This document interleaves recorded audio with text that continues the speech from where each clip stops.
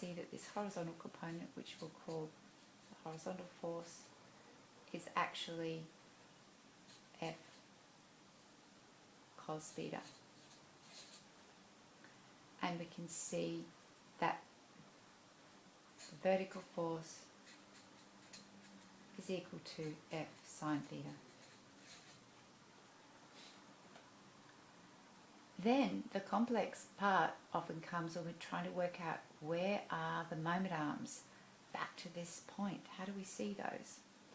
Well, what we do is remember that each of the forces that we're looking at now that are making up the moment have a line of action.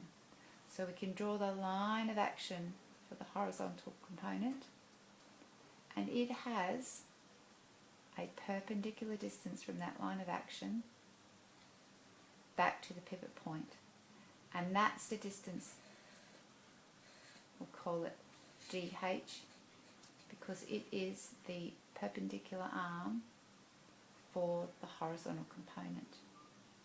Just say we know that this angle here is alpha, well then we know that angle there is alpha, well then we know that this would be D sine alpha. Similarly, for the vertical component, we take its line of action, and from that line of action we take a perpendicular back to the pivot point, and we'll call that distance there, that moment arm is the moment arm for the vertical, and it is D cos alpha. So that's a trick in finding those moment arms. You take the line of action and then take the distance from the line of action, which is perpendicular, back to the pivot point. So the sum of the moments for this system will be the vertical moment plus the horizontal moment. In this case, and each is force times distance. So here we have for the vertical, F sine theta times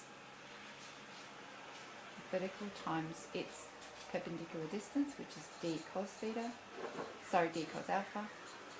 And for the horizontal force, we have F cos theta there times its perpendicular distance, which is D sine alpha. Sometimes you might be given those distances there, but if not, you can use trigonometry to work them out. So you can see in an oblique system you need to work out both the components of the force and the components of the distance to get the moment arms in order to work out the total moments. In this case, because they're both in the counterclockwise direction, they're both positive. And that's it.